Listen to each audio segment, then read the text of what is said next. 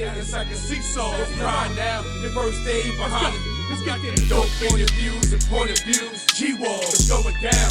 Man down, they yelling Rico.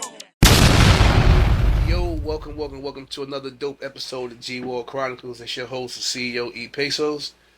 I got my co-host Maisa Wise in the building, and to my left, I have another individual. And I tell y'all, I always get excited about my podcast and about my episodes. And this particular episode is going to be a little different because it's actually somebody I look up to versus a lot of my other interviews I've done. People I didn't know personally, or people who didn't really affect me in no way, who I just knew. But this man particularly, and I've only known him for a short time. And in the short time that I've known him, he's been a major impact. He's been a major stand-up dude. Stand on 10 toes. If you say he's going to do it, it's done. You know what I'm saying? He one of those guys that really, I feel like he was my celly when I first went down or something. Like, it felt too familiar, you know what I'm saying? It real recognize real, and when your eyes is keen on somebody you know, I mean, it's official, man. He got too many accolades for me to name, so I'm going to let him name himself. To my left, I got my boy BX Tone in the building. What's good, my guy? What's up, baby? How you feeling? How you doing, man? Pleasure and the honor to be here. Dog in the yard, in the building. Come on. Let's get it. Listen, we doing it. We here. BX Tone in the building, formerly legally known as Tony Winley. It's a pleasure to be on G-Wall Chronicles. You know what I'm saying? You're doing good work. You, man. You know what I'm saying? Definitely want to support the work you're doing. You know what I'm saying? That, man. The goal is ultimately to spread a positive message to the people. Yes. Let the people know we here. Yes. You know, the reality is that, you know, in many instances, you see individuals caught behind that G-Wall because they already showed the worst of themselves. Yes. But we here exemplifying the best of ourselves. Yes. You know, so. Yes. And a lot of people don't realize that it's all a choice. You know what I'm saying? Every morning, especially from being home 12, 13 years, I make a choice. Every morning, a conscious decision. All right, you're going to go out here, you're going to... Because you run into crash dummies, you run into bullshit, you run into temptation to get money real quick, crime, little come-ups. You get faced with that every single day. You know what I'm saying? And I use my experiences, things I've been through, things I know would be in the future if I decide to operate from out of that lower self. Now, man, and one of the first guys I came across when I was locked up, he was God body, and he was like, "Yo, you know, you are God, you are self, you operate out of two selves, bro. Mm-hmm. You could either be an angel or you could be a demon." And I didn't understand it when I first went in. I was 20, I was young. What, nigga? What you talking about, bro? Fishy. He like, bro, who you operating out of? You're higher or you're lower? And now, at 43 years old, I get it. I could choose to operate out of my higher or out of my lower self. Copy. You know what I'm saying? Copy. And I feel like you know, it's hard every day. It's a struggle. It's never just like, you know what, this is the struggle, doing the good shit, because we've been conditioned to do the other shit. So it's just reconditioning and reshaping and re-articulating ourselves. And I see that's something that you preach about, you talk about every day. Tell me about that. Yo, listen, man. You know, so first, you know, I'll tell you, you know, I'll front load, then I'll back load. You know what I'm saying? So, again, I have a master's in public health from Columbia University, Mailman School of Public Health, with a certificate in history, ethics, and law. I'm the national director of Second Chance University. I'm the director of L Law, Legal Literacy at Work at Columbia Law School. Also just been unanimously appointed to teach at Columbia Law School this fall, access to justice for people in prison. Most importantly, though, I'm the CEO and founder of Mind Body Sequences, which is my nonprofit, and Brain Body Sequences, which is my LLC, my for-profit. And I have numerous contracts, you know, with different New York City entities as well as other entities nationally. For me, it's the reality is that you know, we've already showed the world the worst of ourselves. You know what I'm saying? And that's how we ended up behind a G-Wall. So, you know, being on the G-Wall Chronicles, realistically, you know what I'm saying, is an honor. You know, so, you know, I have my new podcast, you know, get ready to pop off as well, called How You Living, right? Because ultimately the goal is to ask individuals and interrogate individuals in society through one question: how you living? How you living? How you living financially? How you living socially? How you living with your family? How you living and building and adding on to your community? Are you a value add? Or are you somebody that's taken away? So the reality is that knowledge must precede your speech and your action in every set of circumstances. So ultimately, what we've been doing, you know what I'm saying, and what I've been watching you do, that's why for me it was, hands down, no blink to come on your podcast, right? On the day after the Knicks don't secure that Big championship. shout. So you see the orange and blue. Come on, baby. Big shout to the Shout to the Knicks, baby. Pull that thing off. Jalen Brunson Big and the shout to team. them, man. Big shout to them, Teamwork man. make the dream work. We had Big to put shout that. to We had them, to man. put that work in, right? But Big at the shout end of to the them. day, like we taking all of that. We need all of the vibe. We need all of the tune. As soon as we start talking about the Knicks, we get that background music. Yeah, but the you see reality that, you see is that, this, you see right? that, you Come see on, that. man. All day it's Listen, organic. It's organic. It's organic. We make it Knicks and smart fire. sexy. We make it Knicks and smart fire. sexy. That's what we doing. Knicks That's and what I fire. see my bro Peso doing. He making smart sexy. My goal is to make smart sexy and allow the young people in the community to understand, as well as the older individuals to understand that, listen, now it's time to show the world the best of ourselves. And this is what we doing here, man. That's right. why I had to pull up. So let's go back a little bit. BX Tone. Where you from? So, originally born in Harlem. Okay. You know what I'm saying? For the first 5 years of my life, I was raised in Harlem. And then, from that point on, I moved to the Bronx. So I get the BX tone because we understand that environments have an impact on the way that we make decisions and the way that we function as individuals, right? So that's the social determinants of health aspect of it, right? A lot of times we think that we in these environments, right, where there's high rates of poverty, right, high rates of violence, high rates of substance use, and we think we're making our own decisions, but the environments are having an impact on the way that we're developing. It's called a habitus of the mind. Yes. Understanding that your mind is being cultivated and nurtured by negative factors as well as positive factors. Just because we grow up in these environments don't necessarily mean that we're going to have a negative outcome. Right, but it's a higher probability that we will. Higher probability, yes. So, I was raised in the Bronx, man, the South Bronx in the, in the 80s and the 90s during the HIV AIDS crisis, during the crack epidemic, you know what I'm saying? And I was heavily influenced, and a lot of the decisions that I made as a young person was based upon a lot of the negative, impact, the negative role models that I seen as I was growing up in the South Bronx. Right. But at the end of the day, it made me sturdy because I appreciate where I'm at. You know what I'm saying? Today, it's my life experiences that made me who I am. But the goal is that I think that I've done enough time, you've done enough time, and numerous other honorable individuals in our communities have done enough time, right? So that the young people don't have to struggle with that the we was doing. school or prison pipeline, right? Exactly. They need to kind of just become scholars in their own right without actually having to hit the penitentiary. So in the 80s when all this was going on, you had a lot going on, a lot of access, Facts. a lot of ways to get money. How old was you when you first stepped outside? When I first stepped outside, when I first started getting money, I was 12. Okay. When I first came outside, I was about 9 years old. At that point in time, the Nation of Gods and Earths, you know what I'm saying, was heavy in New York City at the time. So the guards that was outside, Prime Minister Divine, Everlasting, Raheem, those bros, they pulled me under their wing and, kind of enlightened me, gave me knowledge of self. I come from, my background is I was raised in a household with two strong black women, my mother, Veronica Winley, and my grandmother, Barbara Jean Winley, right? So there wasn't a lot of positive role models in the house except for my Uncle Jeff and my Uncle Bob, who would show up, sometime. That's how I started boxing at a young age. Okay. Because both of them were in the military and they were both boxing in the military, so they kind of started showing me how to use my hands so I could defend myself. But it was second nature for them, and I learned that. So for me, when I got outside, I started being influenced by the individuals who was outside. But for me, it was kind of easy because I was already into using my hands and being physical and being aggressive, and that's what those environments of negativity and poverty breed. You know what I'm saying? So I stepped outside at about 9 years old, got knowledge of self, but at about 12 years old, that's when I started, start dibbling and dabbling, started, hustling in a negative way and getting money. So you figure coming outside 9 years old, at that age, that tender young age, your eyes is keen though. You seeing a lot. You young, and people really think just because we're 9 that we're really 9. You really operate out of a 14, 15-year-old mindset. You know what I'm saying? Coming up in these times, and that was then. So now these kids now with these computers and tablets, they're way more faster and advanced than us. That's a fact. You know what I'm saying? Fact. So Fact. what was like my era, it was Pele jackets and Coogee sweaters. Mm-hmm. What was in your era? What was the I got to get me one of those? What was that motivation?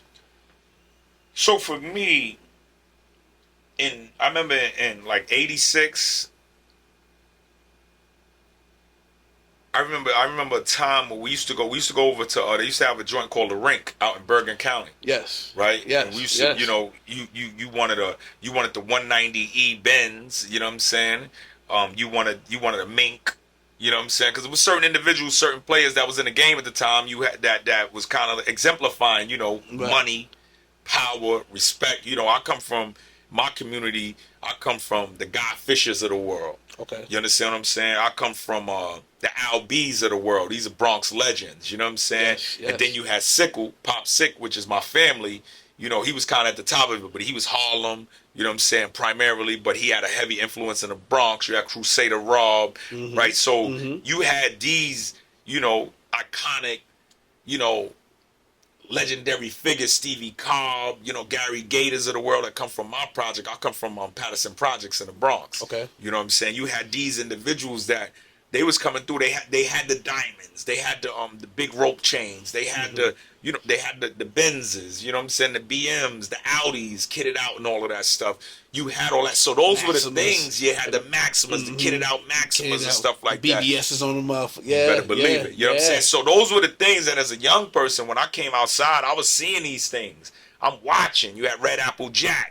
These guys, they coming through. These dudes is getting real money. So now, outside of what you're seeing, what music was influencing you at that time? So you had, I ain't no joke, you had Eric B. and Rakim. You had Biz Markie. You know what I'm saying? You had EPMD was popping. Yo, listen, man, you had The Bridge, but primarily, right, the thing that really, the music that really kicked us up was KRS-One.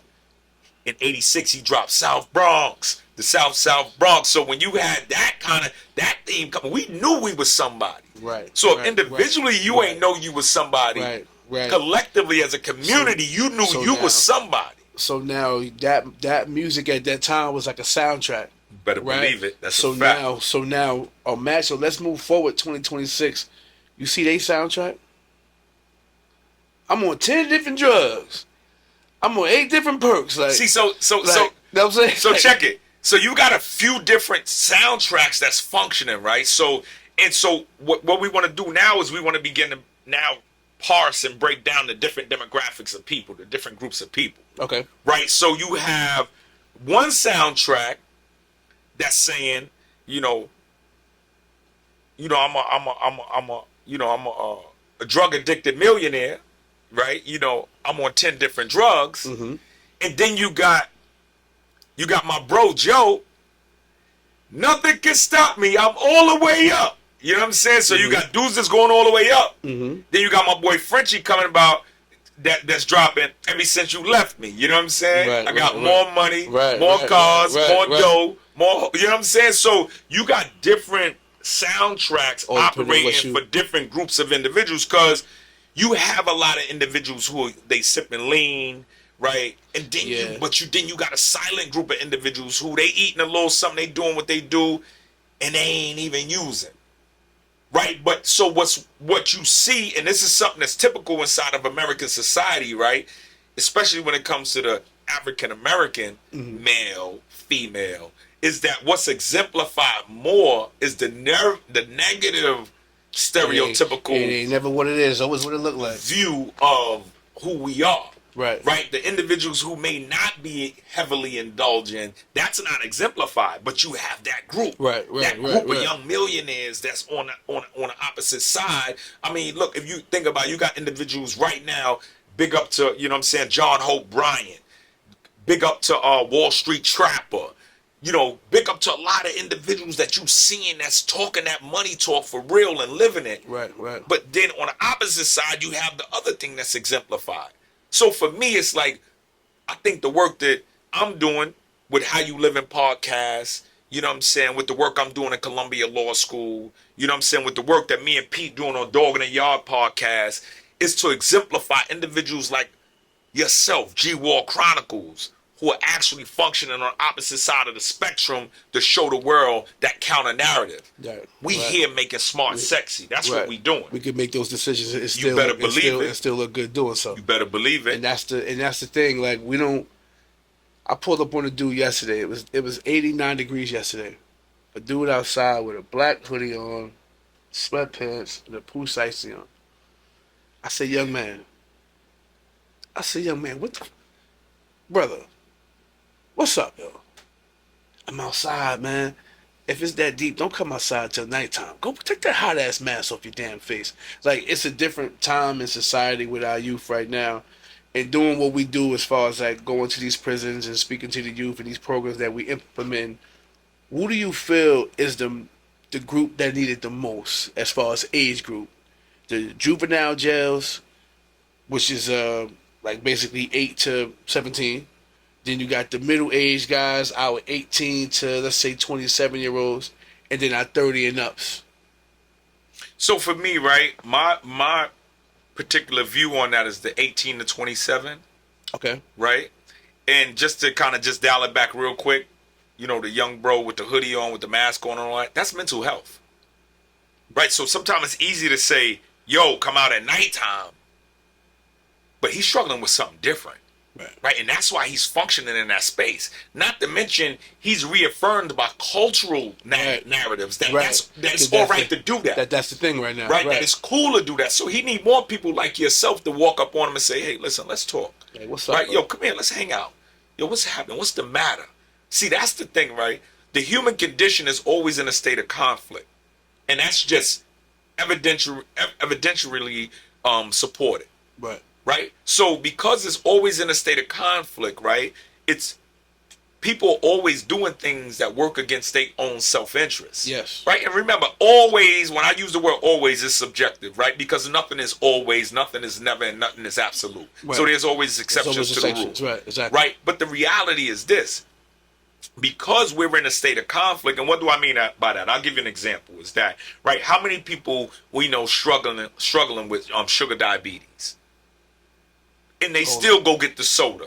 They need the Pepsi, right? They go get their donuts. They need 5 sugars in their coffee, right? So they don't really need sugar in their coffee. They need coffee in their sugar, right? That's the thing that's keeping them sick. Right. But they want to be better because they don't like how it feel when right. you know when you got to get a foot amputated, or you know you got to get pricked because your pancreas is not producing the right amount of insulin to regulate blood sugar levels, right? But the reality is that they're living in a state of conflict, so they go and they reach for that sugary thing that's causing the damage to their overall health. So now they have a negative health outcome. So we need the 18 to 27, right? Because in my view, with my view and my experience with teaching these programs, these public health programs, is that the 18 to 27, right? They're young enough to reach the kids underneath them, right? To where the kids underneath them watch them and want to, they want to have the crossover, or they want to have on the opposite side of it the switch, because the guy that's 17 or 18 got a switch. Right. The kid that's 13 or 14 is seeing him in high school, and that's the guy they want to be in middle school or elementary school when they get to high school, right? So the 17-year-old and 18-year-olds connected to the 14-year-old and a 13-year-old, right? Even if same wavelength, right? Even if it's not a conversation between them, in observation, they inhabit certain spaces similarly, right? But then the 23, the 24, the 25, the 26, and 27-year-old, right? They garner the attention of the individuals who are 35 and 40, right? Because the 35s and the 40s still want to really be 25, so they're kind of looking back at the 25 to 27 and 28-year-olds, right? Because they still want to kind of have that energy, right? So the 18 to 27 or the 17 to the 27 age bracket, that's the gully. If you get that group, right, and you educate that group and you exemplify that group, what happens is they leak into the groups that's younger than them, and they leak into the groups that's a little bit older than them. That's the generation that's watching them. And then guys like us, who are in our 40s and 50s, right, we grab the 54 to 84-year-olds, right, because we just want to give attention to the elders in our community because we understand what it means, right, to be an elder in the community. So no longer right? Do we have individuals, the African American demographic, or just the black demographic saying this is the home of the washed up rapper? Not, there's no other demographic that consider their elders washed up, right? But you have all of these different little cultural sayings that reaffirm this negative approach, right? So for us, because we make it smart sexy and we understand what community is and we understand how important it is to exemplify the elders and take care of the elders, we come in, we take care of the elders, we bring them to the gatherings, right, where the youngins are at. We allow the youngins to take the lead because the youngins are the future, right? Sometimes you get older individuals who don't know when to sit down. Very true. Right? No matter how much energy you have, I still bench press 225, 15 reps. But I understand that my son that's 23 is the future. So all I want to do is guide him. I don't need to be the hero of the story. Right. You know what I'm saying? Right. I'm concerned with our community getting the message. Okay. I don't got to be the person to bring the message. Right? So that's what needs to happen in the 17 to 27 demographic for me, right? In the way that I would use them, and I say it with intentionality, use them. Right. Because I tell people all the time, use me, don't just don't abuse me. Exactly. Use me, just don't abuse me. We good. So I would utilize the 17 to 28 demographic to reach the younger people, the people under 17 and the people over 28, right? Because that will create a cushion and connectivity amongst the generations, right? What we're finding in the African American community is that you have these generational gaps. You have these gullies between generations because people don't see communication. Right. They don't see right how they're connected to people younger than them and older than them. So ultimately we need to create the connectivity, right? Malcolm X, Martin Luther King, Medgar Evers, Marcus Garvey, right, live with us in spirit. They're no longer here. Yeah. Today we need Eric Bryant, Tony Windley, Peter Torres, Andre Norman. We need guys like us to step up to the table and be those new community builders, right? To provide the connectivity in our communities around the world. We ain't just talking about in the bricks in New York or in South Bronx or in Harlem, you know what I'm saying, or in Jersey City. We talking about around the world. So that's what we do.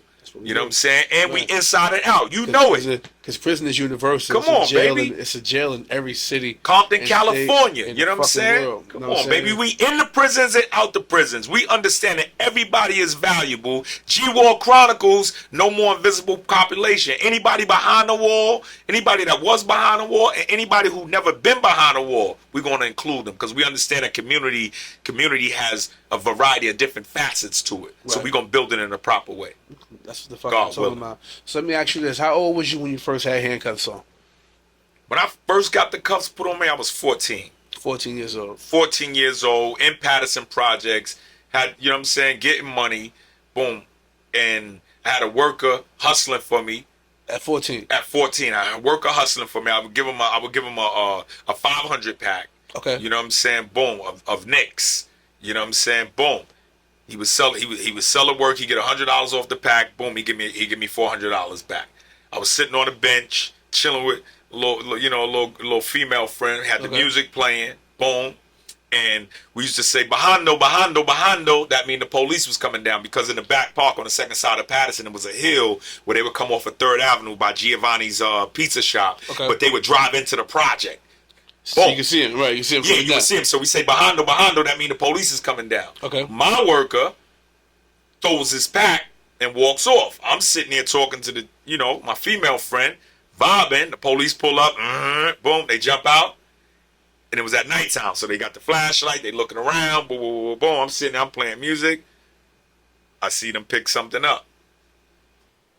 Turn around. I'm like, man, what they picking up over there? Because in my mind, there's nowhere in the world the dude that was pitching for me just threw his pack under the bench. And it was unconscious. He ain't do it on purpose. Right. He just. Yeah, boom, behind though. When they wanted them rolling by your foot, by the Yep. At that time, I used to have the housing police and I used to have the regular NYPD. Housing police had the purple and blue cars, and the regular police had the same color cars they had now. Okay. Boom. They found it. They asked me to stand up because I was the only one sitting there. Guy, obviously, stereotypically, right? Boom. And I was big for my age. I always been tall. Right. You know what I'm saying? Tall. I had a little weight on me or whatever. Boom. I'll show you a few photos or whatever. Okay. And Okay. they locked me up. Nice. They took me in custody, and had to be, I think I was like 88. 88. Yeah, 88 because I was in junior high school. You wound up doing time with this or no? Nope. No. They took me to the precinct. I was 14. They called my grandmother. My grandmother comes. She get me. They released me on my own recognizance because I was young. And I had to go back and forth to court. Ultimately, they gave me they gave me a suspended sentence. They said if I stay out of trouble for 6 months, then it'll go away. But if I don't stay out of trouble for 6 months, then we're gonna have to they're gonna have to mitigate the case. So I was on like a light probation, but I didn't really have to report nowhere. Right. Just stay out of trouble and it'll disappear. And that's what happened. So from that point, what was the time frame till you caught your next? So I was 14 at that time. I caught that was the drug case. Boom, I stayed out of trouble. Mm-hmm. Boom. I remember that summer or the summer after, whatever it was, I graduated from the 8th grade. Boom. So now I'm going to high school. Boom. Going to high school. I'm still getting money. We in the projects. This was the crack era. Every day. Yeah. So yes, it was getting crazy. to it. It was crazy. Yeah, Back Park and the Patterson Projects. You have both sides, but the Back Park. Anybody from the South Bronx that know Patterson Projects, if you was in the Back Park, you was eating. You was getting to it. I was an adolescent at that age, but everybody who I met that was getting money at that time said, "Bro, money was it was ridiculous." Said money was so. Said shoe boxes of money was. I'm talking. We had duffel bags. We used to put the money in the sneakers, all kind of. It was like ridiculous. But so my next case was 16. Okay, 2 years. 2 years. So now I'm on a run. In a sense, I got a run. I got a money run. We hustling. Boom. Me and my boy. Shout out my boy Freddie Frost. He was my partner at the time. Boom. Okay. We had Cracker Jack, Big Black Bo, and everybody was in the Back Park. Dudes was eating. Chica. Everybody, Thais, Nat, everybody. Shout out to the peoples, right? I remember it was Labor Day weekend, okay, right? Boom, went, got the fit, went down 3rd Avenue, got dressed, got the fit, boom, got the block still clicking, boom, come back to the block. But I used to keep a ham on me. I was now like about 14 when I started playing with the hammers. Okay. Boom. So I'm blamming out. I always had the ham on me. I'm blamming out. I'm getting money plus I'm blamming out. Boom. And then they had in the Bronx on 3rd Avenue, they used to have a carnival that used to come in the summertime. Okay. Go to the carnival with 2 or 3 of the bros. We go to the carnival. And a conflict arose.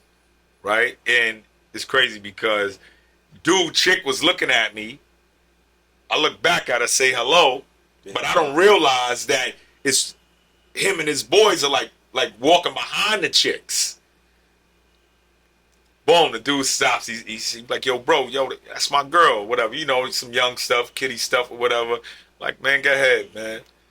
Yeah, man, he say something else. It'd be like that. It was over. I pull a ham out. I blam out on him, his man. Boom. I caught 2 attempt murders and a hammer charge. God. Boom. Oh, no. 16 years old. I'm sitting on Rikers Island. C-74. Word. First time going to Rikers Island, 16 years 1990. old. And this was in time when the island was crazy. So what was your thoughts on the way to the island? I was like, yeah, rite of passage. I'm going to get over here and show out.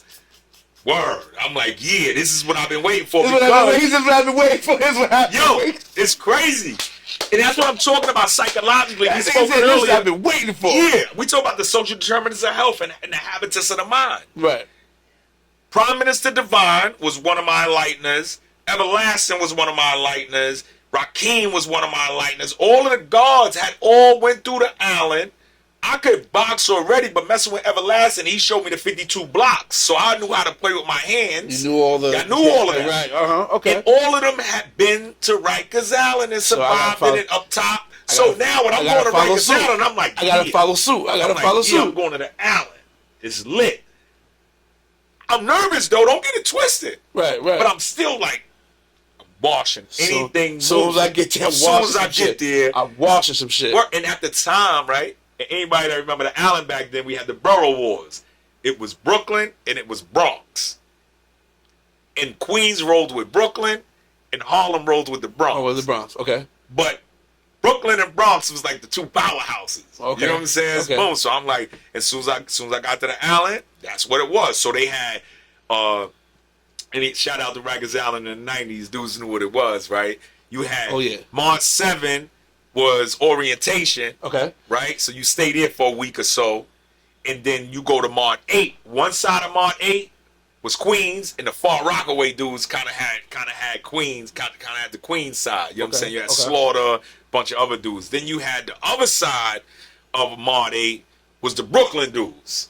You know what I'm saying? Boom. So you had that house. Then you had, I forgot what the other, I think it was March, it might have been March 6 or whatever. But anyway, that was March 9.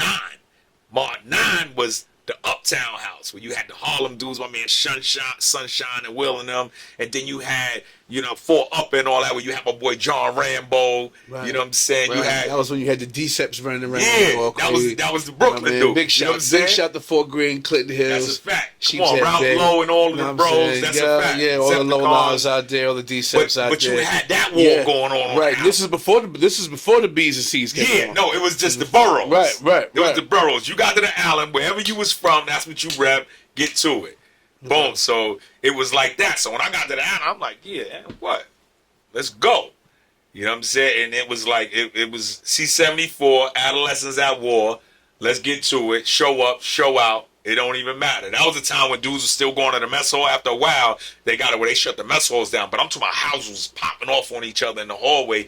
And as much as it sounds like we glorifying it, what we actually doing is telling a story about how environments condition the way that we see things as young people. So understanding what happened in the past gives us an idea how we can build programs in the future so that our young people don't have to go through what I went through.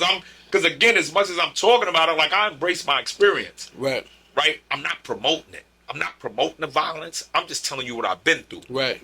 But the goal is to be able to help the young people today to not see things in the way that I seen things that was warped. And that should help people understand that people really do think jail is cool. That's a fact. People really can't wait to go downstate. People really can't wait to go up north. Like it's environmental conditioning. Because somehow, some way, you think it's like you got people that's out there like, all right, Max B just came home. He got a deal. I'm gonna get that same situation. Crazy. You know what I'm saying? Or I'll be okay. Like it's not.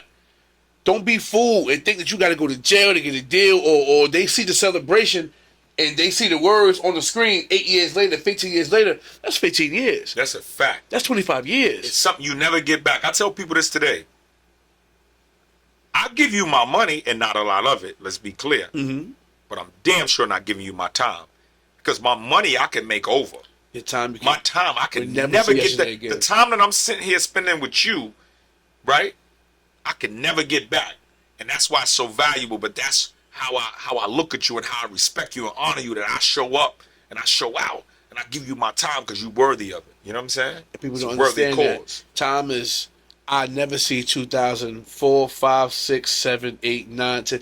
Those years I spent in prison, I would never get those. That's a fact. Those fucking years back. That's a fact. You know what I'm saying? So it kills the glorification. Like once you come home and like at one point in time, I was in the same mindset, going hard, wanting to put my name down, wanting everybody to see. But then sitting in there watching myself on the news, it's like, what the fuck? Like, you like better you than was this. Wilding. Like you was better than bugging. like what the fuck? Like not only that, I'm thinking now, my little brother was watching this. Yep. His teachers was watching this. That's my student's brother. Like, that's a fact. You know what I'm saying? My neighbors was watching this. That's a fact. You know what I'm saying? And now it's like embarrassed a little. Like what the like bro, like that wasn't what's up. Yeah. That's not helping me go in the bank and get loans. That's right. That name that we created, that we thought was so, and if we could just find a way to just get them to see it before they gotta hit the wall. And that's the thing. Everybody's got their own shit. That's how you went out. I ain't going out like that. That's a fact. Hey, bro, it ain't that many. It ain't that many choices out, especially now. Like, the 80s, 86, 87, there wasn't a camera in sight. That's a fact. You could walk in the bank with no ID. Era. You could walk in the bank with no ID and cash a check. That's a fact. All you had to do is have the check. Just have the check. That's a fact. Like, and nobody got in trouble for it. You go to the DMV, do a whole road test with no ID. Like, it was a different time and era. Somebody else road test. Right. You know what I'm saying? And so, like, 2 tip murders, gun charge, 16. You went down for that? I went down for that. You went up or you went juvenile? I went up. In New York State, at the time, although you're adolescent at 16, you're an adult. Jeez. You're charged. You get time like an adult. You end up in adult facilities, right? However, they don't consider you adult until you hit 19. Okay. But when you in the court, you get treated as an adult at 16. So what was the sentence for that case? I got 3 to 9. I copped out. I took a 3 to 9 years. So you had to do 3 years before you saw the board. I had to do 3 years before I saw the board. But back then, when I went up top, they used to give out work release. Okay. Right, so I ended up doing like 2.5 years, and then they gave me work release. So whether you had attempt murder, whether you had homicide or whatever, you could get work release in New York State back then. Okay. So I did 2.5 years on that up top. Turned me into some other kind of stuff. That's why I got my weight up. I got criminal thoughts because I got guys around me, older individuals around me that's like still conditioning me with that same negative narrative. Right. I come home. Beginning of 93. You came home 19. I came home 19. Okay. Yep. The beginning of 93, middle of 93, I came home June of 93. And I remember I wanted a job. I just didn't have the skills to get the job, right? While I was up top, I finished school. I got my GED. And that started doing vocational trade. I started doing electrical work. Okay. Right? But when I got home, with the politics with the union and all that stuff, I couldn't get a job as an electrician or electrician's apprentice immediately because like the Italians had the unions in New York locked down and all that. You couldn't really get in. Yeah, so had no smash. That's a fact. So I remember I came home and I had family support. My moms, my grandmoms came home. They gave me a couple dollars. Boom. But it was like, now I'm back in Patterson Projects. Day one. And it's still money getting got. I'm like, this is my hood. Turned it back up. Turned it back up. Felt right. So the thing about it is that, a lot of times we want to change, but then we're put back in the same type of environment. People, places, and things. That's a fact. People, places, and things. That's a fact. And the one thing a lot of brothers say when you say, man, you got to change, they say, yo, E, where I'm going to go, bro? Yep. Where I'm going to go, bro? And that's how I felt at that point in time. So I started getting money. That was like the spring of 93. So I come back in, I get back in the hood, boom, start getting money, hustling, grinding, boom. Okay. And money start coming in again. Money start getting up again. But now I'm older, I'm thinking, I start strategizing. More wiser. That's a fact. So one of the parts that I missed was that in '87, my mom's she bought a house out in Edison, New Jersey. Okay. Middlesex County. So while I was out there, I started going to school. I used to go to Edison High School. I used to play football, and in high school and all that stuff. You know what I'm saying? So I was athletic or whatever. But I made a lot of friends. So I made friends in Plainfield. I had friends in Metuchen. I had friends in New Brunswick, East Brunswick. So when I come home, I'm thinking about some of those old connections. So once I start getting money in the hood, let me shoot the Jersey real quick. I said, let me shoot out the Jersey real quick because I know these joints we got here. Mm-hmm. You take them in New Brunswick, these joints is like double, triple the price. Mm-hmm. Boom. So I did that. Start smashing my man in Jersey. Boom. So that money coming in. Now that's a side hit. Boom. I got that popping. Boom. Then my other man comes down from Albany. He like, yo, bro. I'm in Job Corps up in Schenectady, New York. If you smash me, I could go up there and get some bread. Yo, that's 2-3 times the price up there. Job Corps smash him. Job Corps was crazy back in the day. So I smash him. He in Schenectady. He in Albany. Boom. Then my other man come down, my man Black Bo. Shout out to Black Bo. He like, yo, I be going to Poughkeepsie. Yo, hit me. I hit him. Boom. So I'm in New York. I'm eating now. I'm really growing because I got Jersey popping. I got a couple of towns in upstate New York popping. So now the bread is popping. The bread is coming different. That's a fact. Bread coming different. 9-4. I remember I said I went up to Poughkeepsie, and while I was up there, I was just checking out the scenery because I'm saying I'm gonna make this bigger than what it is. Boom, but everything good. I start taking teams. Taking teams of dudes out to Poughkeepsie. You know, Poughkeepsie, Newburgh, and all of that. Boom. Yeah. One day I'm standing on the block out there just checking stuff out. The police come through, give me a sale. Boom, I catch a sale in Poughkeepsie at 9-4. So about a year and a half later, I catch a sale in Poughkeepsie, but I got bread. So I cop out on the case and come right back out. Boom. From 9-4, I get a run all the way from... So I really had a run really from like 9-3, and then at 9-7, the Fed snatched me in New York. Boom. So I get. It was a state case first, or the Feds came? It was a state case, and then the Feds came and snatched it. Boom.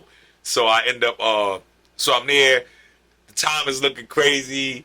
Boom. But I was low on the sentencing guidelines. Okay. So it was crazy because I had a dude that he kind of. What we used to do is by the time 9-7 came around, I was in Atlanta. I was moving. So when we used to go down to Atlanta, it was a double, triple flip. So when we go down to Atlanta, boom, we would flip the work. And on the way back, we take like 5 racks and just buy guns from the pawn shop. That's right. And bring the hammers back up. Yeah. Boom. So in New York, so it's double, triple flip. We just get money on all angles. You know what I'm saying? Boom. So when we get back to New York, we flipping hammers or whatever. I catch a hammer case in New York because the dude kind of give it up. They can tell like, yo, I'm buying hammers from toning them. That down south, boy. Boom. So I go to the Feds. That's how I get the Fed case. Okay. But how it all transpired initially was dudes trying to do like a buy and bust on a hammers, and I end up banging out on him. Bang, bang, bang, bang, bang. But when I go to bang out on him, the kid had a hammer on him when he came to the drop. So because he had the hammer on him when he came to the drop, my lawyer had Anthony Rico. Okay. You know what I'm saying? Shout out to Anthony Rico. That's my bro to this day.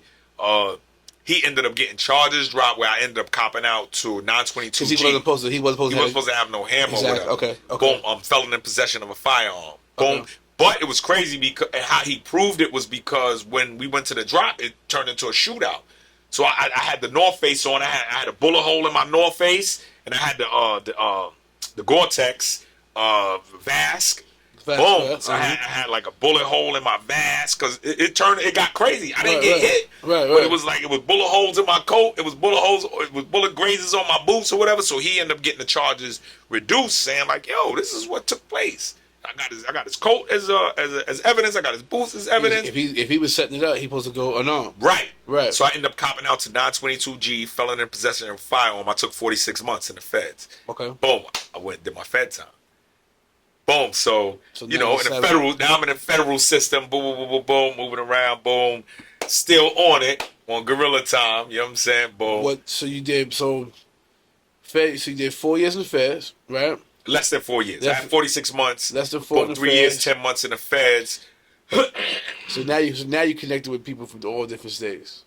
It just got crazy. It got crazier. Then, crazier. We like to talk about, you know what I'm saying, the cars and all that. You know what I'm saying? The 9-7, 9-8, 9-9. If you came to Otisville, I had the New York car. Okay. And I had paperwork. Everybody was there. Paperwork got to be shown. Yeah, you know what I'm saying? And it was East Coast though. You know what I'm saying? Because we had the Philly. I had my Assalamu alaikum to the bro Sharif from Philly. Assalamu alaikum to my bro Yusef BMF. What is it? BGF. Black Gorilla family. Yeah. My Philly crew. You know what I'm saying? I had my Jersey crew, had New York crew. Like we was good. You know what I'm saying? So when I was in the Feds, for the time I was in the Feds, and this is in Otisville. When I got to Otisville, we had the car. So if your paperwork, that's what me and Pistol Pete, we come from Young. I'm from Patterson Projects. Pete from Cypress. Okay. But then as we got older, we end up in the Feds together. So we, you know what I'm saying? So we was doing our time in the Feds. Y'all was in Otisville together. Yeah, we was in Otisville together. Peter Shue, Frank James, my man Tiz. Peter Shue. Yeah, my man Rob from T-Neck. Boom, you know what I'm saying? So we had the car. So while I was on the inside, got the New York car. and we just running it up. And the thing about it is that what's so bad about it is that when I think back, every bid, like it was like I got deeper into the criminal mind, deeper and deeper into the criminal mind. It wasn't like go to prison, rehabilitation. Right. Nah, I was a young mind that I was always thinking. Then I'm in the weight pile lifting up everything. I'm on a ball court deboing. You know what I'm saying? And it was just like, you know what I'm saying? I still got the mindset, yo, get money. And I was always a people's having person. fun with this shit. I mean, word. Having fun with this shit. Yeah, it's like going away to camp. Right. We'll go ahead and knock a few niggas out. We'll do what I Word. gotta do. You know what I'm saying? But So while I'm in here, I'm gonna meet some nigga from Kentucky. looking for the connect. Right, a nigga from We're Kentucky. gonna turn it all the way with, up. with fucking Word, Shirley bro. Temple braids going down his back. You know what I'm saying? And that's the thing, like when you in the feds, you meeting guys from every state. So when you say the car, got New York car, New Jersey car, Philly car, and that's when we close to home. When we further out, it's East Coast. That's a fact. DC all the way on up to motherfucking Massachusetts. That's a fact. You know what I'm saying? That's So a fact. it's weird, but we understand it when you get inside. It's unified. It's The unified. further out you go, we unified. It's like it ain't about New York, New Jersey. And about New York, Jersey, whatever. no, It's nah. East But Coast. when you in Fort Dix, it's Jersey City, Right. Newark, Yeah. Brooklyn. That's then you got the crazy. Fort Greene niggas, the Sheepshead niggas. Like yo, Yeah. because we home, we separated. Like, yeah. like I said, I came home from Leavenworth. It was here, Bronx. Oh, yeah, it was- all that. That's a fact. You know what I'm saying? And then when the gang shit came around, you got the New York Bloods rocking with the New York cars, but then the guys that's not gang affiliated, like, yo, we don't want to ride with that. We don't got it gets real complicated and confusing. You got Bloods that's Politics. Muslims, some politics. Politics is usual. Crazy. You know what I'm saying? So you came home from the feds, did your fed time. How long was you home on that? I was home on that for like 3 years. And that's when you caught that big number. That's when I caught the big number, the 74 to life. Yeah. Came home from the feds, strategic, back in Patterson. Okay. I'm like, all right, this shit gotta be different. Got a few more connects now, a few more contacts Word. now. So I just unified everybody. I can just tell you, I came home, chilled for a minute, boom, put like a 3-man hit squad together, boom. Then we just went through the whole hood, regulating the prices, and everybody that was getting money in the hood, we was like, yo, this is what the number gonna be. And from there, it just got crazy. You know what I'm saying? I had it, and that was the time things was really, really, really budding. You know what I'm saying? Rest in peace to my brother Troy Ace. You know what I'm saying? Rest in peace he to him. passed away. You know what I'm saying? But my brother was the homie. Rest in peace to Shimi. That was the other homie. Then I had other bros that was with me. So I had Bloods, Crips, Latin Kings, whatever. But the only thing that mattered was green.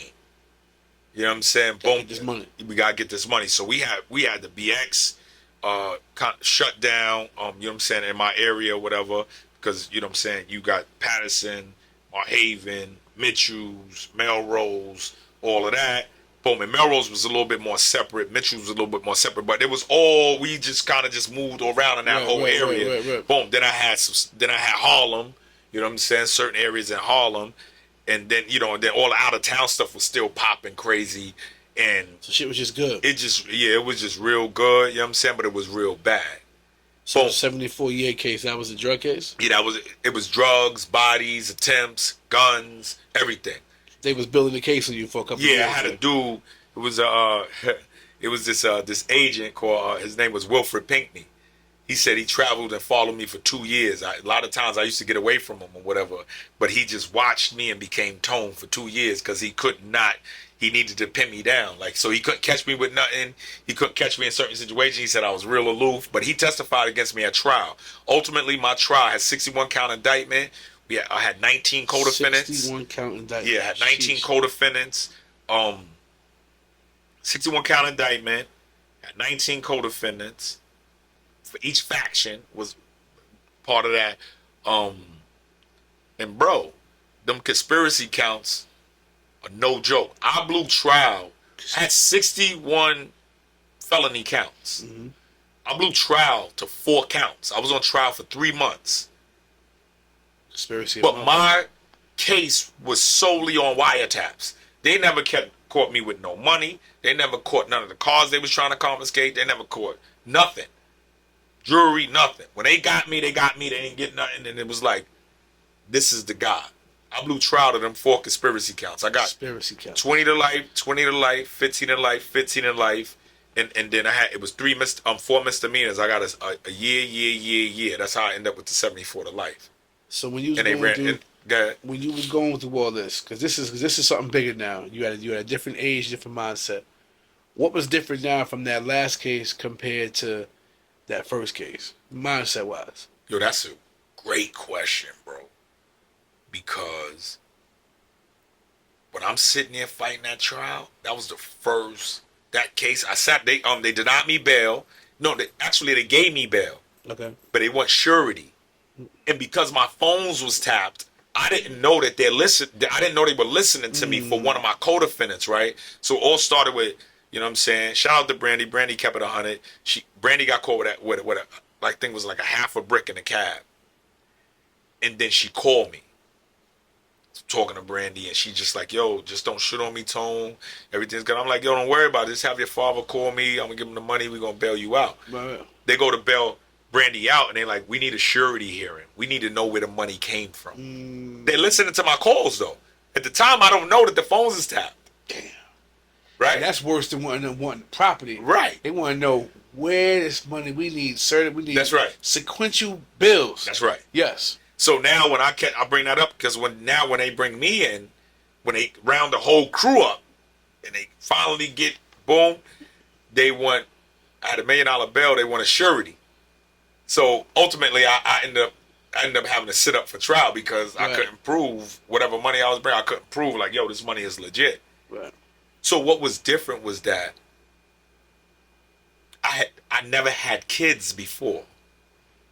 When they brought me in on that indictment, my daughter was 1 year old and my son was 3 months old. That was the difference. So as opposed to me being inside just moving around like yeah, I'm moving around, right? All I'm trying to do is stay alive. I'm just trying to make sure I don't get the death penalty because it was like 3 homicides on the case, So 2 attempts. So you knew you was going down. I didn't really know I was going down because I used to own Big Nights Entertainment, which was my entertainment company. We used to do management, production, promotion. And I owned TNT 2000, which was a security company. Okay. Right? Plus, I had a job that I used to go to. Right? And I used to do different things. So I was a personal trainer. Boom. So I worked for New York Sports Club. Okay. Right? And then I used to do some production stuff with a company called Allen Weiss Productions. Okay. Right. So when 9/11 happened, like I was on scene, you know, like doing a part of the production crew, filming stuff with the archives or whatever. I had a badge or whatever where I used to be able to drive my whip down the emergency lanes and all that. So I'm below the radar. I wasn't the guy that like you could find in the hood. Right. Okay. You know what I'm saying? Boom. So they got me on this conspiracy indictment, but I'm like this. This ain't got me. I'm Gucci. We could take this to trial because they didn't even know what I looked like. That's great. Which was in the sense that although Wilfred Pinckney was following me, he didn't have no photos of me or whatever. So as much as he knew who I was, right, the rest of the task force, like the people who came out on a regular basis, did not know what I looked like. That was crazy. Right? So for me, I'm not thinking I got a cop out. That's why I ended up going to trial on a 61 count indictment. And what was the offer? I think the lowest they came down, I found this out afterwards, but on the face they offered me 15. It was 15 to life. They was like, listen, take the 15 to life, everything goes away. I'm like, I'm not taking no 15 to life. And I remember it. I was like, nigga, living good out here. Like, I'm in here for a minute. I'm going to be in here for a minute. We're going to beat this case. We're going to eat the case. I got lawyers on the case. We're going to eat the case, and we back outside. Right. Shout out to Bob Walters. Shout out to Anthony Rico. Those are my attorneys on the case. You know what I'm saying? Like, and I'm like, I'm good. And I'm like, when they come in with the offers, I remember at a point in time where they would kind of wore me down, and that's what they do. They hold you. They weigh you down. So after I was laid up for like 2 years, I remember I told them, I said, yo, listen, if you could get me a 10 flat, I check that shit right now. I'll take a 10 flat. Right now. No life on the back, just a flat where I know I'm definitely coming home. Give me a 10 flat. I might even think about a 15 flat. One of the bodies had went to one of the shooters that they were saying they took the shooters to trial for the bodies first because they was trying to get them found guilty and then double back and bring it on the indictment, the federal the conspiracy indictment and say Tone ordered those killings. Right? But they beat them. Okay. So then it came a point in time. That's what happened after the 2 years. Those homicides got taken off of the case because them dudes, my man, shout out to my man Corey, CO, boom, they went, they beat those at trial, boom, and then and so that made the case weaker. So I remember my bro CO after he beat the first homicide, he had so much time in that they couldn't really keep him on the drug part of the indictment. Right. So they just said, yo, listen, cop out right now. We give you a 1 to 3. He had just about 3 years, and so he copped out to the 1 to 3. They sent him to downstate, signed him out. By the time I was on trial, he was sitting in the courtroom. Oh, shit. Yeah, because it was a point in time where the judge had to stop the trial and was like, excuse me, sir, who are you in the back? He said, yeah, well, I'm one of the co-defendants. And they said, it seems like you're kind of putting pressure on the jury. Like, yeah, please escort him out of the courtroom. Oh, that happened at my trial. You know Stern eye contact. Yeah. Stern eye contact. Stern. Right.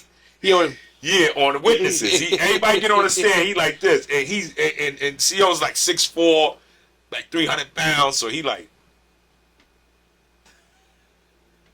the judge caught that. The judge over there like, hold up. Wait. You scared me, motherfucker. Yeah. Hold Who's up. this guy in the back? Get the fuck back. Just see my bro the other day. Shout out to my bro CO. Right? That's what's up. But the thing about it is that what was different is that I had a 3-month-old son. Right. First son. Right. And my daughter, at the time, my daughter was like 16 months. You got babies. I got two children, a son and a daughter. Right. You know what I'm saying? So that's what was different. So my mom was different, but I'm still like, they don't got me. But once the homicides get taken off the indictment, I'm like, yo, give me a 10 flat, 15 flat, something like that, and I'm good. They're like, no, we want you. It was, and the DA, I never forget his name, and I actually I seen him since I've been home. Shook his hand. We was at an event together because I'm in law and he's still in the law. He's in private practice now. That's it. Oh man, we was at the Water Club. Actually, they was giving attorney Anthony Rico an award, and we was at the Water Club in New York City, and Rico stood up and he was doing what he needed to do. But I worked when I first came home from the penitentiary. I got hired by Anthony Rico as a mitigation specialist in the federal courts, writing sentencing briefs and about the social determinants of health and so on and so forth. So they was giving Rico. There was an event where they was giving Rico an award. So he goes up, he gets the award, and after he gets the award, he was like, I just want to, mention Tony. Can you stand up? I was in the front. He's like, this is Tony Windley. Stand up. So I'm like, surprised. I stand up like. He's like, yeah, this is my mitigation specialist. Da da da da da da da. I'm gonna sit down. He finishes. Once we break and everybody's moving around, this white guy comes over to me. He's like, hey, how you doing? But for me, that's not out of the ordinary because it's lawyers, judges. This is the environment we in, law enforcement. And he's like, hey, how are you? I don't want to ruin your night, but I just needed to come over and shake your hand for the person you are today. So I'm like, why would you ruin my night? Who the fuck are you? Right. Yeah, I'm like, how you doing? I'm like, yeah, nah, it's all good. Then he looks, he's like, I don't think you know who I am. I was like, well, who are you? Right. He says his name. I'm like, I know exactly what I mean. Yo, thanks, man. You know what I'm saying? But the bottom line was Jeremy Shockett he was the lead prosecutor on the case, and I remember he kept saying to the jury, it would be sad if the boss walks out of here today, because the evidence was so flimsy. Right. That he's like, it'll be sad if other people get time and the boss walks out today, because that's that conspiracy count. That conspiracy is crazy. It's circumstantial. They got to kind of weed everything together. So how much you wound up doing off that sentence? Off of that sentence, I ended up doing 21. 21 years. Yep, 21 years. Off of the 74 to life. Yep. 21 years. That 74 to life was ran concurrent. So the 20 to life was the top count. I went to the parole board, and after all the work that I put in with transforming myself and making a transition from a negative mind state to a positive mind state, the parole board said, yo, you're an example of transformation and we releasing you. And I was released April 4th from the state, 2023, and on April, and the feds picked me up. They took me to MDC Brooklyn because I still owe Fed time. And because of the work I did again, Anthony Rico, Kenneth Montgomery and them, they submitted a motion, and on April 5th, the judge released me with an ankle monitor from the Federal District of Southern District of New York. 2023. 2023, April 2023. You've been home 3 years now. It's a fact, bro. And you've accomplished so many things. You hit the ground running, baby. So let me ask you this one. No days off. What's the motivation, bro? Why? Bro, man, listen, man. I'm a God-fearing person. You know what I'm saying? I'm a Muslim, and I believe that if God gives you life in the morning, then you should use it for your betterment first, and then for the betterment of other individuals. That's the motivation, point blank, period, that I wake up in the morning. And then the thing that adds to it is I got a 23-year-old son and a 24-year-old daughter that's in college getting ready to graduate. Right, I got a mother that'll be turning 70, right, in a couple of weeks. Right. That stood by my side, hands down, no blink, believed in me, and I promised her that I would bring honor back to our name. So the Winley name will be honorable and will be seen as a force of positivity and a transformative factor in all societies that I enter. So for me, hands down, no blink. That's the motivating factor, that I do good, I do right by God, because God did right by me. God did right by you, and he's continued to do right by you. Continues to do right by me. So what year of the bid did you say, Tone, this is it? Actually, it was 10 months into the bid.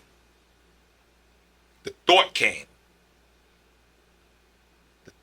That's when I took my Shahada. 10 months into the bid, I realized that I couldn't do it alone, that I needed God to help me. Right? And I just started working gradually. It was baby steps.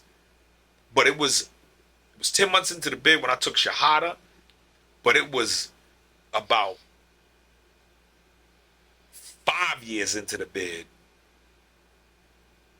where I began to be intentional about my actions, about my engagements, because I recognized that people, places, things, and ideas are the things that will either make you better or make you worse. And then I became very intentional about all of those specific things and what I allowed to be around me, what I allowed myself to listen to, right? What I allowed myself to be influenced and influenced by and motivated by. So it was 5 years into the bid where my actions were, when people see me today, be like, yo, that's the brother Hashem. Yo, that's the brother that helped me do this. That's the brother that ran ART, because I recognized that therapy was key. Right, because I had come from an environment that traumatized me. It was chronic trauma in the environment I came from, right? South Bronx is about violence. It's about, you're seeing a bunch of negative things. All of those things are programming your mind. So I recognized the power of therapy. So ART, aggression replacement training, that was something that I actually went through that therapeutic program and then began to teach it. Then I went to ASAT, alcohol substance abuse treatment program. I went through that process and then I began to teach it, right? I went through HIV AIDS training to understand what was happening inside our communities, right? I started teaching the youth assistance program, right? And then by about 2014, I realized that I needed something more. That's when I signed up for college. You know what I'm saying? But for me, 2016, I got my associate's degree. By 2019, I got my bachelor's degree. And I recognized that it was education that was the true therapy and that was transformative. Talk about it. So once it started clicking, couldn't nobody tell me nothing. It was school, workout, prayer. And that became my system. That's how you do your bid. School, workout, prayer. School, workout, prayer. And anybody that wanted to be with me, anybody that wanted to deal with me, you either need to be in the school building, you need to work out with me, or you need to be in the masjid, right? Or you need to be in all three if you wanted a robust experience. And I recognized that as long as I was school, workout, prayer, I was going to win, right? And I even got to the point that when when I used to go in the yard early on, I would circle the yard to hit all of the courts just to greet everybody. But what I found out, right, and what I observed was that whenever I would do that, I would end up knocking somebody out. So then I had to change my system. I said, you come in the yard, you go to the workout booth, you hit the phone, and you go back in. Anybody that want to rock with you, they going to either catch you before you get on the phone, or they going to come to the court. And if they could come on the court, if they good, their paperwork is good, then we going to talk. But whenever I would come to the yard, I had a principle in the beginning. I come to the yard, the bros be like, yo, what up, what up, what up? I'm like, yo, I'm going to holler at y'all in a minute, because I was spin the yard on my own just in case somebody got an issue. I'm not with 3 or 4 dudes. I ain't going to holler at them now. You with his people. I spin on my own, solo. You want to holler, let's holler. Don't turn out right, it don't turn out right. We going to get it in. And, you know, strongest man left standing. Right, and that's what I would do. I would spin the yard by myself and then meet up with the bros. But I'm talking about 4 times out of 10 spins, I would knock somebody out or break somebody's jaw or something. That's crazy. So I said, That's crazy. because I was like, I didn't like to do a lot of talking about conflict, but I didn't have a problem with telling a guy, yo, listen, I ain't got no problem with you, bro. But a lot of guys, when you tell them that, they keep going. So then you got to smash them, crush. You know what I'm saying? So I realized, I said, you know what, I'm my own worst enemy. Because default for me is smash out.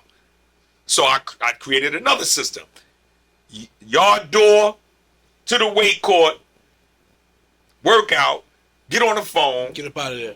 And get out the yard. That's it. You know what I'm saying? So places and things, same thing. So right now, I'm able to win right now because I recognized on the inside that if I create systems that put me in the best set of circumstances, that was the thing that would allow me to win. I did it for years on end. I won. When I touched down, when I got back to society, I sat down, strategized what I wanted to do, and then I put systems together. So right now, I operate from systems. My systems. And anybody that don't want to flow with my system, I'm good with you. Right. I'm going to still do my system. You go your way, I'm going mine. And we good. Now, if our systems, what you got going on makes sense with my system, we can rock out. But I'm very confident in my thinking now, right? My default right now, as opposed to the way it was before, is communication, talking to people, moving away from people. I practice the sunnah the Prophet Muhammad, peace and blessings be upon him, is that, you know, sometimes I may be in a discussion with somebody and it may not be going well. I begin to move backwards because it's easy for me to smash them, right? But that ain't my goal. I'm a community builder, right? I'm a person that has compassion for the human condition. So I recognize now, right, that sometimes you talking to people and they don't even realize what they up against. They don't. Right? My mind, as soon as I start talking to you and it's not really going good, my mind is saying, where I'm going to hit him at? Where I'm going to hit him at? I'm going to break him down. Like, what hospital is close to here so that he don't die? You know what I'm saying? On his way there. Right? We need to get him to the hospital after but I always counter that thinking with the positivity. This guy is a person that he might be struggling with mental health issues, right? He's highly aggressive.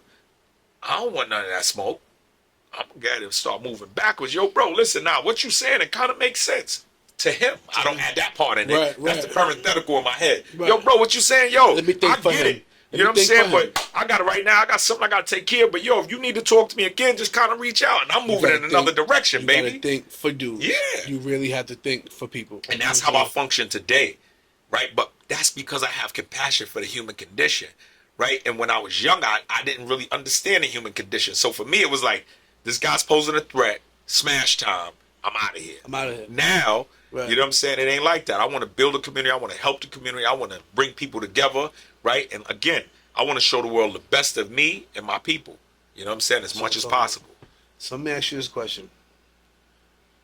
To somebody who is from Trenton Projects, who heard of BX Tone, who watched BX Tone coming up, heard the war stories, know the jail stories, what would you tell him right now? Yo, listen. I'm a source of support. I'm a public health professional. You know what I'm saying? So it's about me providing you with services and all of the support you need to become the best version of yourself. You need my support. You want to move in a positive direction. I'm your guy. Reach out. on social media. Tony, BX Tone Winley. You know what I'm saying? Brain Body Sequences. BrainBodySequencesDevelopment.com. Tap in. You know what I'm saying? Listen, holla at your boy. Whatever support I could give you, I got you. If I don't have it for you, I'm gonna tap into other resourceful individuals like my bro Mr. Pesos, and I got numerous other individuals that signed up to do this great work. And yo, listen, man, let's collaborate. You know what I'm saying? Let's identify what the issue is. Let's communicate about it, and then let's create a collaboration to build our communities in a stronger way. ICC model all day. ICC model all day. ICC. Identify, communicate, collaborate, and smile while you're doing it. That's my recommendation. That's the recommendation. That being said, BX Tone in the building. Hey, listen, man. You've definitely, like I said, since day one that we met, you've definitely been impactful and influential. And I'm a people person because I've been there. You know what I'm saying? I know it's value in everybody, but sometimes you gotta find it. Sometimes it's behind the filter. You know what I'm saying? It's a lot of. It's just like makeup. You gotta see who the real person is behind the makeup. And you've been the same person since the first day we met. Appreciate you. You know what I'm saying? Like I said, I remember watching the podcast, watching you.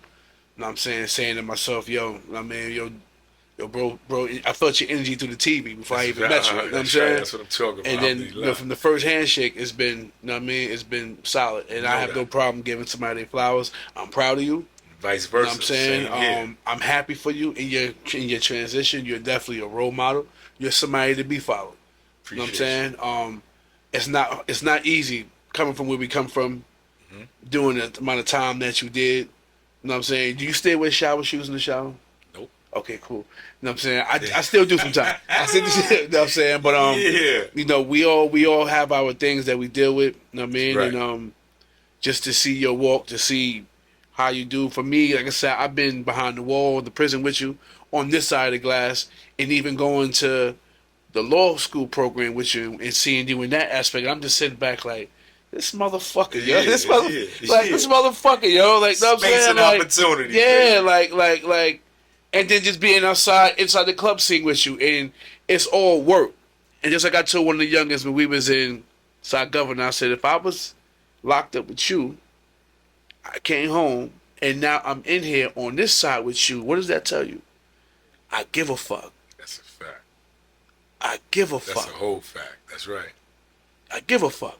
Definitely want to shout you out. We did a few interviews in New York State prisons. Yes, Mr. Pesos was in the building. You know what I'm saying? Giving inspiration to the people.